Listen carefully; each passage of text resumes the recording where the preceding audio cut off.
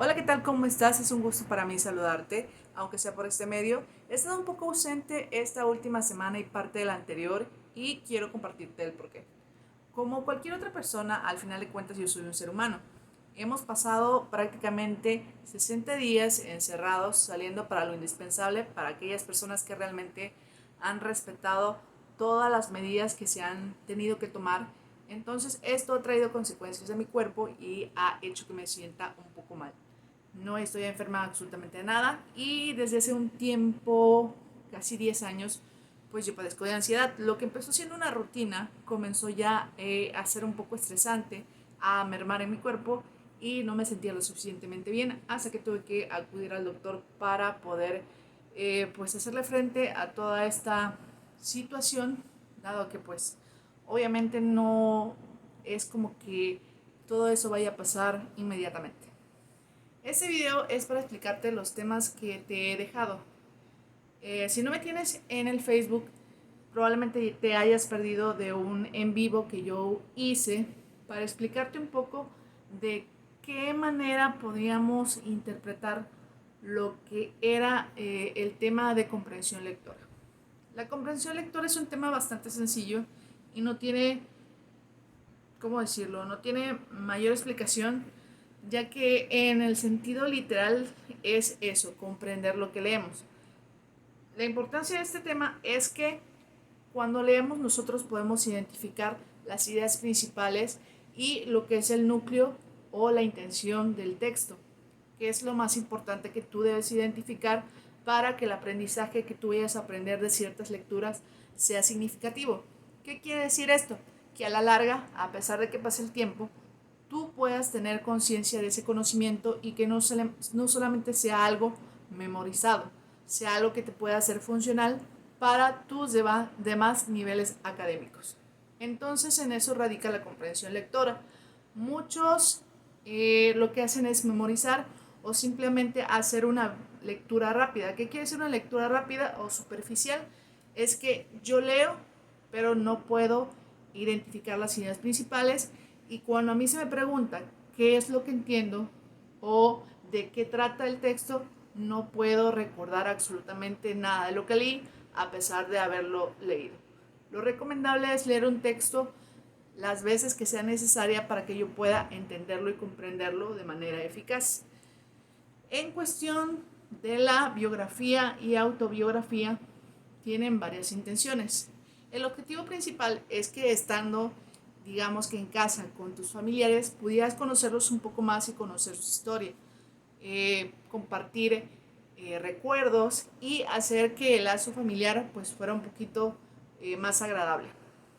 Hay tres cosas que tienes que saber de la biografía. Son muy utilizadas para saber acerca de la historia y de la vida de ciertos personajes que han sido importantes. No necesariamente históricamente, pero sí son los que más, digamos, utilizados en tu vida académica. Se pueden hacer biografías de artistas, de futbolistas, entre otros personajes. Realmente se hacen de figuras que han sido o han hecho cosas relevantes en la historia. Lo que tienes que entender de este tema son tres cosas. Una, se escribe de manera cronológica.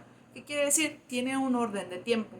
No podemos empezar, si este personaje ya no tiene vida, no podemos empezar con su defunción y ir a viceversa a su nacimiento. Tiene que ir por orden cronológico, dónde nació, cuándo nació, quiénes fueron sus padres, dónde estudió y cuáles fueron como sus obras o digamos que acciones más importantes dentro de su vida. Dos, se escriben en tercera persona. Dado a que no estamos hablando de nuestra vida, nosotros no podemos redactar una biografía de tal manera como si nosotros fuéramos los que estamos viviendo o los que hicimos parte de la vida de este personaje. Y tres, tienen en la conjugación de sus verbos en pasado. Por ejemplo, él nació en tal parte, en tal tiempo, en tal fecha. Sus padres fueron tales y él estudió sus estudios básicos en determinadas escuelas. Esos son los puntos como más relevantes de una biografía. vamos con la autobiografía. Esto era para que tú puedas conocerte un poco más y te sirva de manera como para poderte presentar ante otras personas. Conocernos a nosotros mismos es un punto muy importante en la vida. Si tú no sabes describirte ni sabes decir cómo eres, podrás tener problemas al definir qué es lo que te gusta, definir cómo eres, cómo aprendes de manera eficaz. Entonces, a diferencia de la biografía, la autobiografía sí se escribe en primera persona y se utilizan lo que son verbos en presente o el presente infinitivo, que son determinadas eh, tiempos que se ven a lo largo de la primaria. También se escribe en orden cronológico, así que en esa comparativa ninguno de los dos varías. Por eso es que para mí era importante que tú compartieras este tiempo conociendo o hablándome acerca de personajes con los que tú convivieras. Pudiste haber también hecho esta actividad de alguna persona que aunque ya no esté contigo, le tuvieras algún tipo de estima o algún tipo de cariño y me pudieras hablar sobre él.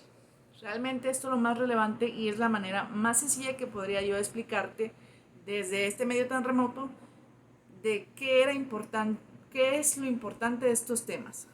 Entonces, procura lo que es practicar tu comprensión lectora. Esto es muy fácil. Puedes agarrar cualquier texto, incluso una de las lecturas que te pasé en el PDF, ir preguntándote cuáles son los personajes principales, cuáles son las acciones principales de sus personajes y cuál es la intención de dicha lectura. Y la biografía, simplemente es un texto en donde nosotros también podemos, digamos que, buscar información acerca de determinados personajes históricos o relevantes en general de la vida humana. Con respecto al otro proyecto, te voy a dejar un ejemplo en otro video de cómo me gustaría o cómo realmente se pretende hacer este video, dado a que todos estamos pasando por lo mismo y tenemos perspectivas diferentes acerca de lo que estamos viviendo.